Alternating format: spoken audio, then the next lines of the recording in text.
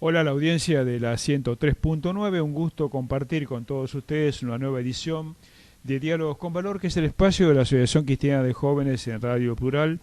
Vivimos la alegría de la celebración del Bicentenario y por lo tanto un fervor especial surca nuestra geografía nacional.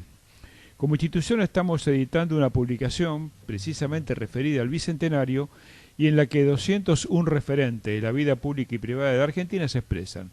Uno de ellos es nuestro invitado de hoy. Pensando cómo prologar el libro, se nos ocurrió incluir algunas reflexiones de dos de nuestros ilustres próceres, Manuel Belgrano y José de San Martín.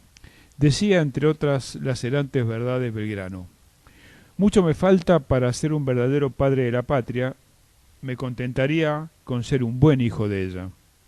Nada hay más despreciable para el hombre de bien, para el verdadero patriota que goza de la confianza de sus conciudadanos, que las riquezas. Estas son el escollo a la virtud y, adjudicadas en premio, no solo son capaces de excitar la avaricia de los demás, sino que parecen dirigidas a lisonjear una pasión abominable en el agraciado.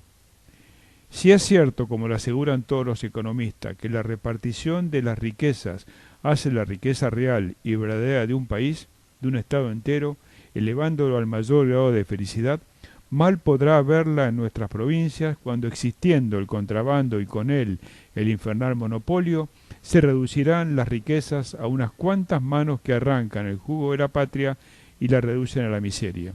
Y terminamos estas citas con esta.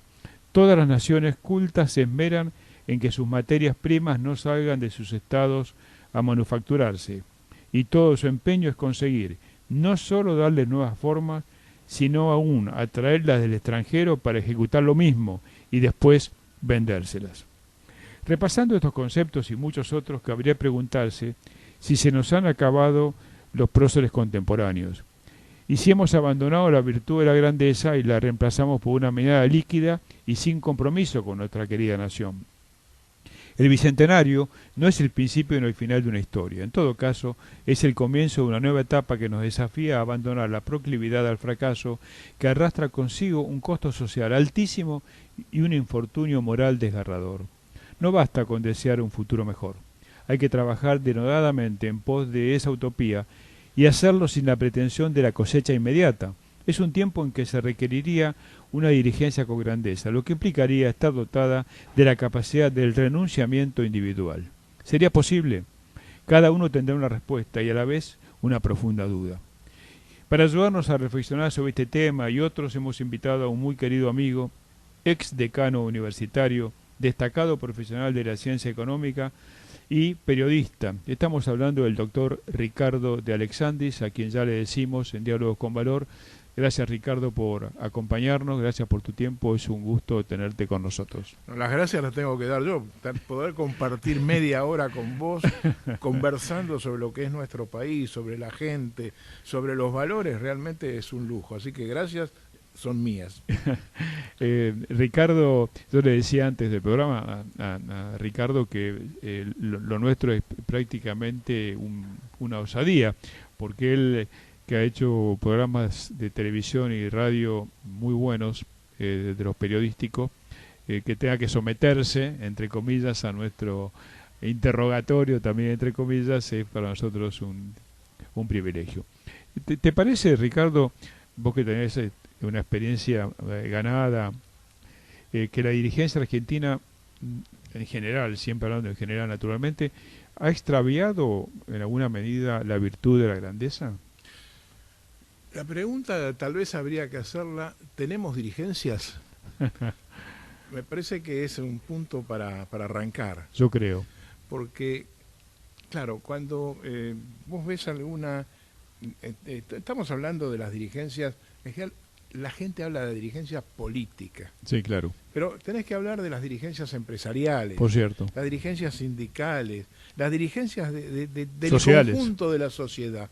Y entonces el punto es, ¿qué es la dirigencia?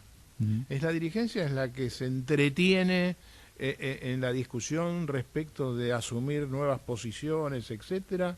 Vos fíjate que empezaste esta charla leyendo algo de Belgrano y decías, no soy uno de los padres de la patria, me considero un hijo Sí. de la patria. Y lamentablemente uno observa, y a la edad mía lo viene observando desde muchas décadas, que todos los que se denominan dirigentes o actúan como dirigentes, o son dirigentes porque están al frente de organizaciones, todos en general tienen adentro el ser el padre de la patria. Es una cosa que es muy llamativa. Sí. Ese sentido de ser uno más, de participar, de ayudar, de contribuir a que las cosas se hagan mejor. Bueno, está inmerso, pero primero yo. Yo soy el que destaco, yo soy el que llevo la voz cantante. Es muy interesante esto porque esto te lleva, y vos lo notás, ¿no, Ricardo? Prácticamente con cada administración refundamos la Argentina. Sin tener idea de que un país es un proceso sin solución de continuidad, o sea que no se detiene nunca con sus más y con sus menos, pero no comienza la patria conmigo ni termina con cada uno de nosotros, ¿no? Vos fíjate que recién hacías referencia a los largos programas o los años que uno hizo programas de televisión, programas de radio, y yo estoy en un momento en que estoy revisando programas viejos. Qué bueno.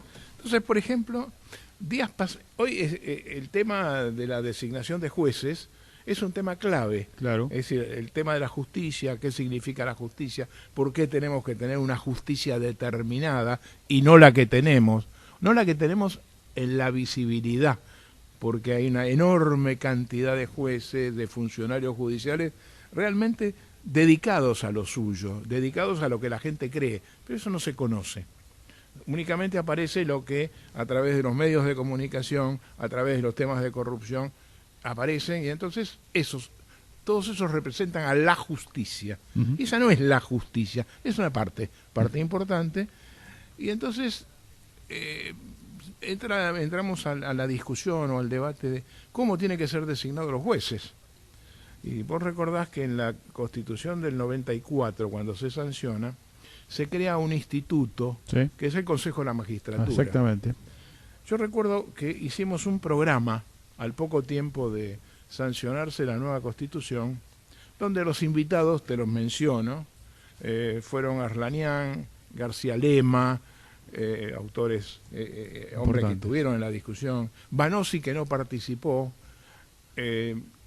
un gran maestro del derecho, Mario Augusto Morelo. Y entonces hicimos una discusión sobre qué iba a pasar con el Consejo de la Magistratura, y las opiniones eran muy diversas. El Consejo de la Magistratura, por ejemplo, demoró la reglamentación o la sanción de la ley que lo puso en funcionamiento más de 2 años. Exactamente. ¿Y por qué? Porque se discutía que el poder, claro, quiénes iban a participar, quiénes iban a tener poder para estar ahí adentro. Sí. Entonces, te demuestra que hay una necesidad de poder. Así. Y por otro lado, cuando el gobierno kirchnerista modifica el Consejo de la Magistratura, lo modifica también ¿para qué? Para tener más poder en la decisión de designar jueces. Entonces, estamos en todo un tema institucional complicado, pero se va repitiendo. Es decir, lo que en 94, 95, 96 fue discutible, hoy, año 2016, se sigue discutiendo. ¿Y cómo lo ves? Claro, se sigue discutiendo. Y en esta nueva administración se cometió casi un error de origen con el nombramiento de los 2 magistrados para la Corte Suprema, ¿no? Comisión. Cuando se lo nombró por decreto, y bueno, que después se corrigió y pasó por el Congreso. Pero también hubo ahí una especie de resbalón, ¿no es cierto?, en lo que tiene que ver con la división de poderes y el cuidado también por los detalles, ¿no? Claro, hay un apartamiento indudablemente de lo que dice la Constitución Nacional, pero creo que es importante señalar que el Poder Ejecutivo recapacitó frente a las objeciones. Eso es muy importante. Dio marcha atrás. Sí. Y lo otro importante es haber designado, y ahora el Senado convalidó la propuesta del Poder Ejecutivo, de designar a 2 juristas de primer nivel. Así es. Que además no forman parte de entramados políticos. Es decir, esto es muy importante. Días pasados tuve oportunidad de escucharlo a Rosati, que fue ministro de Kirchner, sí, claro, y se fue, y que va a asumir seguramente en las próximas semanas. y realmente dio una conferencia sobre derecho constitucional, hablando en la presentación de un libro de un brillante constitucionalista fallecido hace ya 16 años, Miguel Ángel Mejián, que hizo una excelente obra de derecho constitucional en 4 o 5 tomos, y que realmente demostró en esa conversación, en esa explicación, un sentido de claridad conceptual, de claridad académica y además de personalidad que no se quería destacar. Es decir, la personalidad que habla del libro y que no es él el fundamental promotor del libro. Es muy interesante eso. Ahora, cuando ves el debate en la Argentina y lo ves tan teñido de crónicas policiales y judiciales que se han introducido en la política como algo natural, esto, ¿cómo salir de este atolladero, ¿no? Porque pareciera que en este tiempo nos toca vivir se ha producido algo que es casi inédito en términos de densidad, ¿no?, de información política tan vinculada a lo policial y a lo judicial. ¿Cómo salir de esta situación? ¿Cómo se sale hacia adelante, según tu opinión? Vos mencionaste la palabra debate. Debate que significa análisis y confrontación de ideas. Así es. Este es el punto sustancial. Cuando la gente, o por ahí aparecen algunas estadísticas sobre la participación de los legisladores en los debates, entre comillas, en la Cámara de Diputados, por ejemplo, bueno, vos te preguntás, muchachos, pero en la Cámara de Diputados no se hacen los debates. Es decir, ahí se leen discursos. Muchas veces uno ve en las pantallas de televisión que está hablando un diputado y hay 10 personas o 20. ¿Por qué? Porque todos hablan para el diario de sesiones, para la historia, para la posteridad. Yo dije esto. A nadie le importa lo que dicen. Claro. La discusión, el debate se da en el seno de las comisiones. Claro. Es decir, en eso que es interno. Y ahí se produce el debate. Ahora, ¿hay debate en los medios de comunicación? Y evidentemente creo que no. No. Es decir, tenemos shows mediáticos respecto de temas de coyuntura. Cuando vos estás viendo, estamos atosigados de programas de televisión donde se habla de la corrupción, donde se habla de los Lanata, donde se habla de López, y vos decís, basta, muchachos, basta. Dejemos que actúe la justicia, demos información y no transformemos a los periodistas en explicadores o opinadores respecto de los supuestos que se dan en cada caso. Sí. Entonces, todo eso hace que no haya debate, cada uno dice lo que quiere. Sí. Entonces, el punto es, ¿cómo se tiene que hacer debate? Y el tema yo creo que también forma parte de algo que la sociedad debe plantearse. ¿Por qué? Porque estos shows periodísticos, estos shows de debate teóricos, tienen mucha gente que los mira. Y si tienen mucha gente que los mira es que la gente está deseando eso. Ahora, el punto es otro. Muchos dicen, si das otra cosa distinta, la gente no mira. Y yo te digo que no es así. Yo también. Coincidimos en Totalmente. eso. Es decir, que cuando vos ofreces cosas serias, buenas, la gente se queda. Y un caso lo tenés cuando el ex ministro Filmus crea el Encuentro, por ejemplo, el canal Encuentro, que fue una bocanada de aire fresco espectacular, independientemente del concepto ideológico inmerso en alguno de sus programas. Pero objetivamente es así. Pero objetivamente esto es el punto. Sí, sí. Entonces, lo que me parece que está faltando es dejar de hacer mesas redondas o posiciones donde hay 20 personas en un programa, en las cuales cada uno dice, grita, se tiran respecto de lo que fue en el pasado, y como no te puedo decir esto, te chicaneo con otra cosa. Eso no es debate. Vos sabés que yo tengo esta reflexión de compartir con vos, a ver cómo la ves. Cuando vos evocás demasiado el pasado, comenzás a tener cierta holgazanería de proyectar el futuro. Porque proyectar el futuro significa pensar, trabajar, reflexionar, debatir, proponer, y nosotros en esto que se llama debate, entre comillas, yo comparto con vos que es otra cosa que no es debate, olvidamos que la vida continúa y que nosotros tenemos la obligación, especialmente en este momento del Bicentenario, la obligación, toda la dirigencia, y comparto con vos que es la dirigencia política, gremial, social, religiosa, empresarial, toda, intelectual, de mirar hacia el futuro. Vos ves en general, muy pocas ideas respecto del futuro. Y el mundo hoy, ¿qué requiere? Requiere gente capaz de crear y de pensar el futuro, no solamente mirar hacia ese pasado, ¿no? Evidentemente, el pasado tiene que ser esquemas orientativos para no caer en los errores en que se pudieron haber caído. Pero evidentemente hay que jugar al futuro.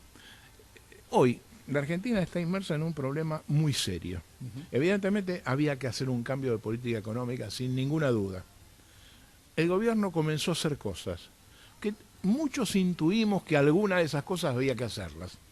Ahora, vos te encontrás con que no hay explicaciones del gobierno respecto de lo que está haciendo y hacia dónde va a ir.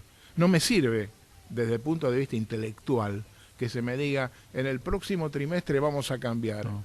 ¿Cómo estamos? Es decir, tenemos que plantearnos una cosa adulta, y la cosa adulta es, en tanto y en cuanto estamos planteando hacer estas cosas, y se dan tales circunstancias, podemos llegar a encontrarnos en tal punto, y eso someterlo a discusión. Claro. Este es el debate, y esta es la proyección hacia adelante. Totalmente de acuerdo. Ideas creativas. Sí, y en algún programa anterior me he referido al tema de los eslóganes a los que hacen uso y abuso los gobiernos de turno.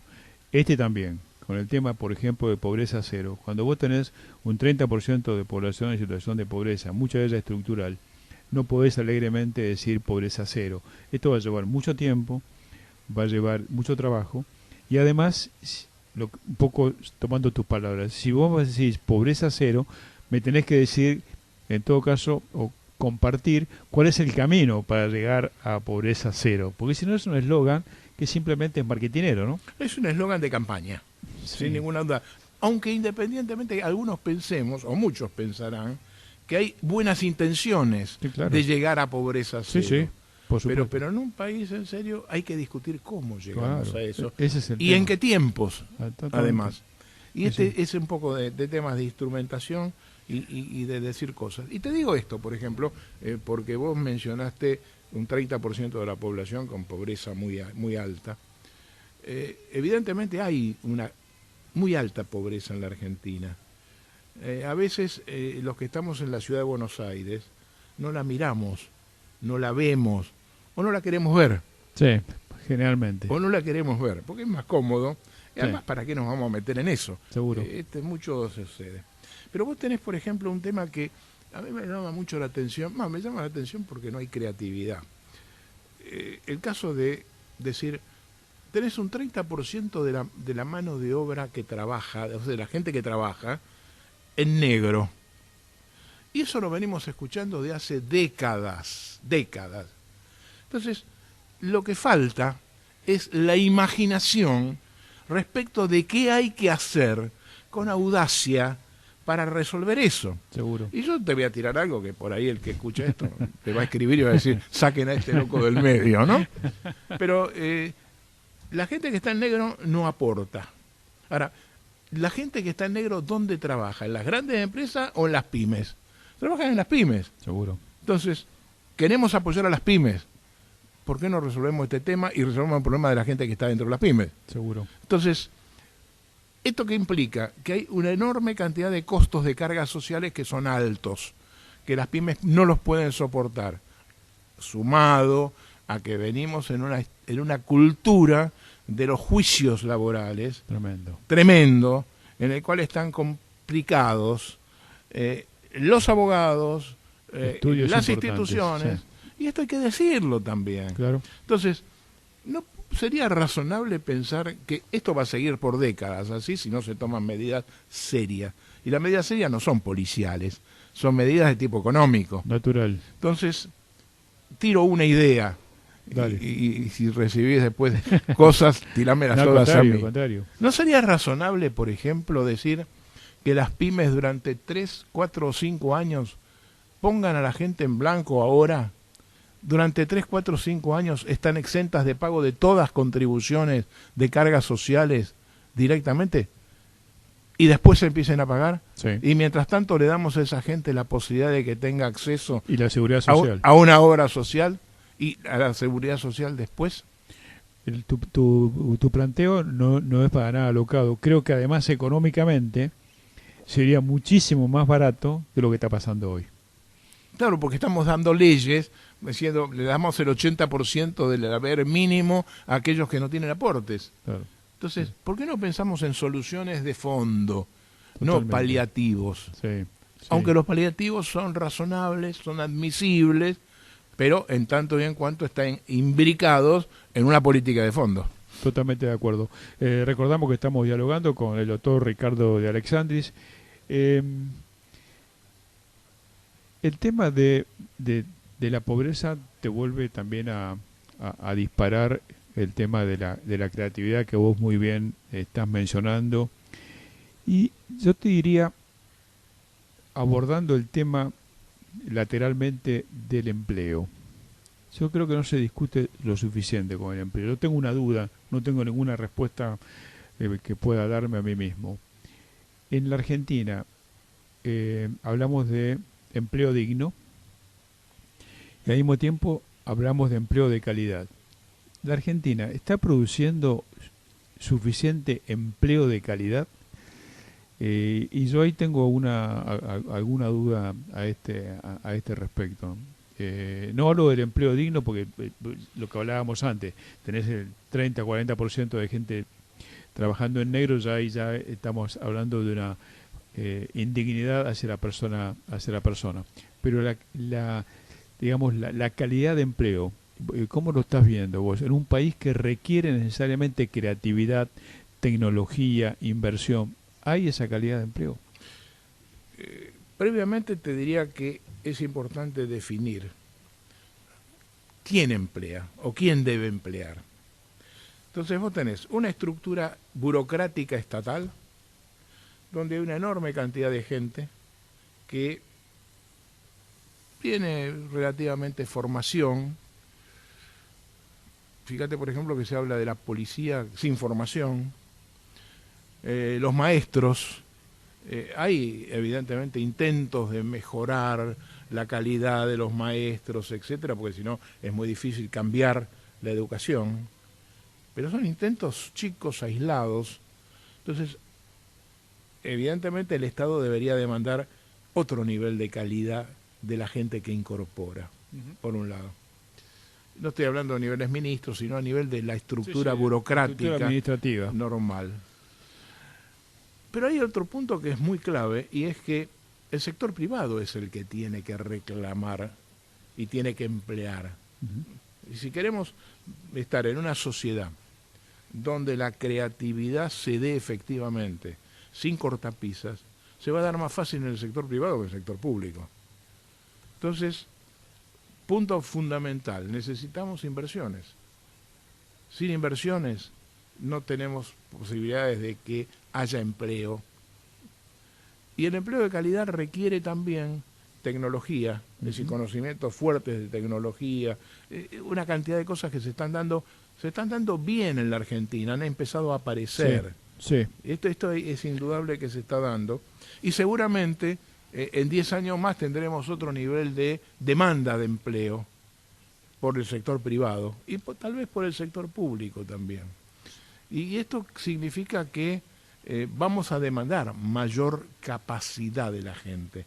Y seguramente, más que mayor capacidad, otro nivel de capacidad, otra capacidad diferente a la que hoy conocemos. Sí. Entonces, esto te lleva a un punto en el cual las políticas de empleo no deben ser políticas de escritorio, sino tienen que ser políticas vinculadas a la parte productiva. Sí. Y en el caso del Estado, la Argentina creó su estructura parecida de alguna manera a la estructura de Francia, ¿no? De la carrera administrativa, en la primera época de Alfonsín. Y después el mismo gobierno que lo creó terminó por abandonar esa política de tener una carrera administrativa para la función pública, que sería tan necesario. O sea, una burocracia calificada. Hubo otro intento posterior, sí, en la época de Menem, del presidente Menem, cuando Cavallo era ministro, sí, que se creó el SINAPA, exactamente. el Sistema Nacional de... Bueno, no recuerdo Sí, exactamente. de administración pública. De administración pública. Y también... Al poco tiempo decayó. decayó. Y hay un intento interesante que yo no lo conozco en detalle, pero sí lo he visto en cuanto al gobierno de la Ciudad de Buenos Aires, que ha generado búsquedas de niveles gerenciales para el sector de la Ciudad de Buenos Aires, que da la impresión que están en la buena senda. Sí. No conozco o no he entrado a analizar. El gobierno de la Ciudad de Buenos Aires ha tomado para muchos de los cargos importantes de la administración, muchos digamos representantes, funcionarios que venían de las organizaciones de la sociedad civil. Uh-huh. Muchas, lo cual también ha generado una solución para el gobierno y algún problema también para las organizaciones de la sociedad civil que han sido de alguna manera digamos afectadas en todo esto. Y en el caso de la educación, a ver, vos que también el tema te atrae, te atrapa, es tan difícil decirle a los ministros de educación, mire, un maestro, yo le he preguntado a varios, ¿cuántas horas puede estar un maestro en clase, un profesor? X horas, muy bien. Además, ¿cuánto tiene para viajar? Es tanto. ¿Cuánto tiene para capacitarse? Nada. Uh-huh. Entonces vos decís, el salario del maestro tendría que ser X horas de trabajo concreto, X horas porque tiene que revisar pruebas o lo que fuere, pero también en su jornada laboral hay tanto tiempo dedicado sistémicamente a su capacitación permanente, que forma parte de su salario. Uh-huh. Forma parte de su salario. Si no, ¿cómo? Vos conocés los docentes que saltan de esta escuela, voy a la otra, o profesores que saltan de esta institución, salta a la otra. ¿Cuándo se forma? No, eso es imposible. Ahora, ha habido intentos en la Argentina, en las últimas décadas ha habido intentos de crear institutos de formación docente, eso ninguna duda.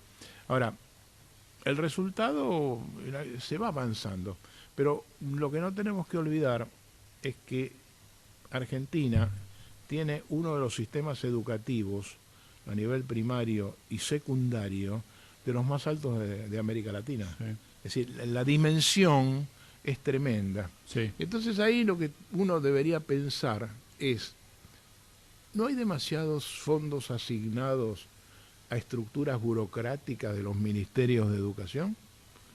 Primer punto.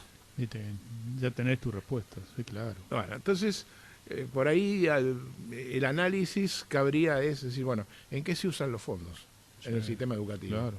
Y cómo derivo más al tema de la formación. Sí, sin duda. Y el tema de la formación, creo que debería estar imbricado con el sistema universitario también. También, totalmente. Porque esto me parece que es sustancial. Entonces, por ahí, fíjate qué cosas extrañas suceden en la Argentina. Las universidades plantean que tienen que hacer cursos iniciales para que los chicos que entran a la universidad tengan el nivel mínimo adecuado. Che, muchachos, ¿por qué no hacemos trabajar a las universidades en los sistemas de formación docente, definir realmente cuáles son los conocimientos básicos que hay que tener? Y entonces, mucha gente dice, bueno, tiene que saber matemáticas, tiene que saber pensar, tiene que saber hablar. Bueno, definamos esas breves cosas y cualquiera puede acceder a la universidad. E incluso no hace falta ser digamos, egresado del colegio secundario para ir a la universidad. Es decir... Además. Claro. Entonces, creo que esto hay que repensarlo, pero también yo uso bastante la palabra audacia, en vez de hablar de creatividad. Porque la creatividad sirve si hay audacia. Sí. Es decir, si las mentes no están siempre en la misma onda, en el análisis de la misma forma.